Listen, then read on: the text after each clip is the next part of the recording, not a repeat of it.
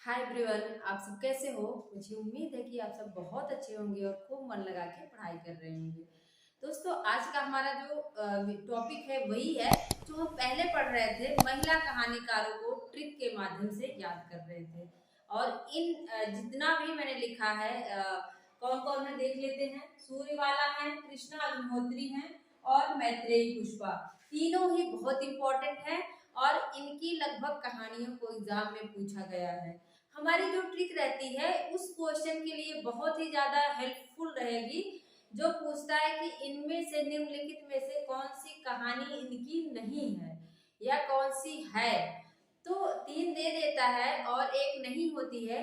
तो जो स्टोरी होती है, जो कहानी मैं बनाती हूँ, अगर वो कहानी आप लोगों को याद रहती रहेगी तो आप उसकी सहायता से क्वेश्चन सही कर लोगे। हम ज्यादा समय नहीं गवाएंगे, देखते हैं कौन है। सूर्यबाला। सूर्यबाला को अभी शायद श्री लाल शुक्ल 2023 का श्री लाल शुक्ल पुरस्कार मिला है। आप लोग इस चीज को याद रखना, क्योंकि कहीं भी अगर एग्जाम होगा तो ये प्रश्न बना सकता है। सूर्यबाला है, सूर्यबाला को मिला है कि मधु काकरिया को, सॉरी, सूर्यबाला को किसी और पे मिला है, याद नहीं आ रहा है। मधु काकरिया को मिला है। अब देखते हैं इनकी जो कहानी है, एक इंद्रधनुष जुबेदा के नाम। क्या है? एक इंद्रधनुष जुबेदा के नाम। समय देखते जाइएगा। और किसी ने मुझे कमेंट किया था, क्या ये जो आप कहानी बताती हैं वो क्रम से है? जी बिल्कुल, ये क्रम से कहानी है। आप इसका कालक्रम याद कर सकते हैं। और समय लिखा है तो ये पूछने की जरूरत ही नहीं है।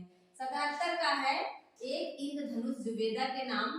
फिर दूसरी है दिशाहीन में। और याद रखना, अगर हम सारे का समय याद करेंगे तो भूल जाता है, हमें बीच बीच जो इम्पोर्टेंट है उसका समय याद रखना चाहिए। क्या है फिर? तीसरा थाली भर चांद। चौथा है मुंडेरे पर। और फिर है साज बाती मानुष गंध।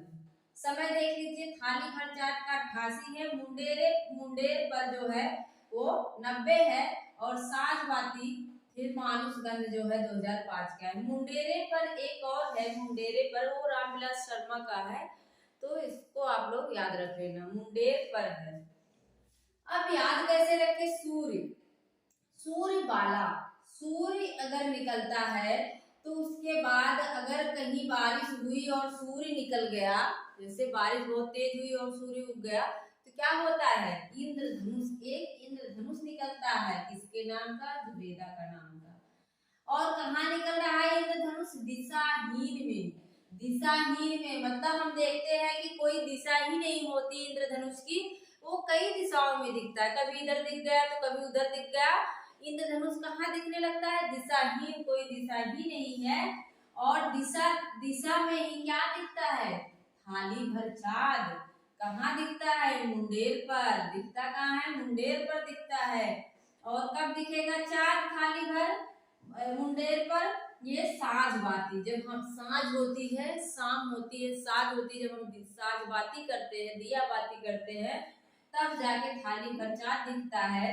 और जब हम साँझ बाती करेंगे, मतलब दिया जलाएंगे, धूप जलाएंगे, तो गंध होती है ना, उसकी सुगंध फैलती है कि नहीं चारों तरफ। तो मानुष को उसकी गंध क्या है? सुगंध अच्छी लगती है, वो जलाता है। फिर से देखो, सूर्य अगर बारिश के बाद उग जाता है तो क्या होता है? एक इंद्रधनुष उगता है जुबेदा के नाम का। कहाँ होता है? दिशाहीन। दिशाहीन में होता है, इंद्रधनुष बनता है। और फिर क्या है? थाली भर चाँद। दिशा में ही थाली भर चाँद भी होता है। मुंडेरे पर, मुंडेर पर। फिर कब होता है थाली भर चाँद? कब निकलता है? साँझ बाती, शाम को। और फिर क्या है? शाम को ही हम जब धूप बत्ती जलाते हैं तो वो गंध, सुगंध जो है फैलती है चारों तरफ, मानुष गंध। मैत्रेयी पुष्पा को भी याद कर लीजिए, इनकी तीनों कहानियों को पूछा गया है। याद रखना, अगर हम किसी को पुष्प देते हैं मतलब कोई चिन्ह देते हैं ना, पुष्प क्या है? चिन्ह ही तो है। अगर किसी को हमें कुछ बोलना है तो पुष्प के माध्यम से बताते हैं। चिन्ह देते हैं तो क्या है? चिन्हार। किसको देते हैं? ललमनिया को देते हैं। और जब ललमनिया को हम पुष्प देते हैं तो क्या करती है? वो माँ हंसती है। तो क्या होता है? वो हंसती है। फिर से याद कर लो, अगर हम किसी को चिन्हार देते हैं पुष्प के रूप में, कोई चिन्हार देते हैं पुष्प के रूप में, मतलब मैत्रेयी पुष्पा हो जाएगा। अगर किसी को हम पुष्प के रूप में कोई चिन्हार देते हैं, चिन्हटी देते हैं कहते हैं, तो क्या होता है, ललमनिया किसको दे रहे हैं, ललमनिया को। और क्या करती है वो, हंसती है, गोमा हंसती है। आप लोग समय भी याद रख लेना, 91 है, 96 और गोमा हंसती है जो 98 है।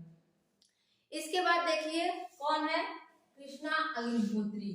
हमारी क्या खासियत है कि हम उसका जो राइटर होता है उसी से रचनाओं को ठीक बनाते हैं ताकि एग्जाम में हमें याद आ जाए।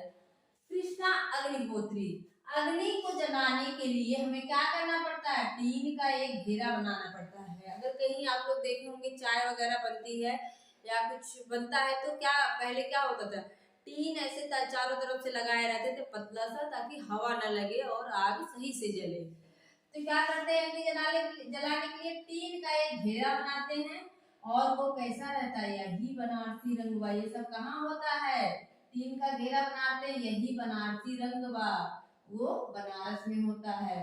फिर क्या है, और टीन के घेरे में जब आग जल जाती है तो जिंदा आदमी क्या करते हैं, जिंदा आदमी, ऐसे याद कर लो, जिंदा आदमी को जला भी देते हैं ना, टीन का घेरा बना के आग बना के क्या आदमी को जला भी देते हैं। और जब जला दिए तो क्या कहते हैं, राम नाम सत्य है, जय सिया राम। क्या कह रहे हैं, राम नाम सत्य है, जय सिया राम। और उसी में सर्प भी दंश हो जाता है, सर्प दंश, अपने अपने कुरुक्षेत्र बसते हैं। फिर कहते हैं यह क्या जगह है दोस्तों, 2007 की है, यह क्या जगह है दोस्तों। फिर से देखो, अग्नि जलाने के लिए टीन का घेरा बनाते हैं और क्या कहते हैं, यही बनारसी रंगवा, यही बनारसी रंगवा।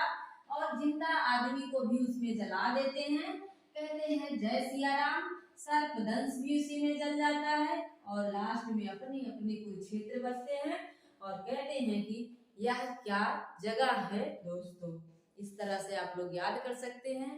तो मैं आप लोगों से माफ़ी चाहूँगी क्योंकि मैं रेगुलर वीडियो नहीं दे पाती हूँ, बहुत सारा काम रहता है और विद्यालय भी रहता है, तो जिसकी वजह से वीडियो अपलोड करने में लेट हो जाता है।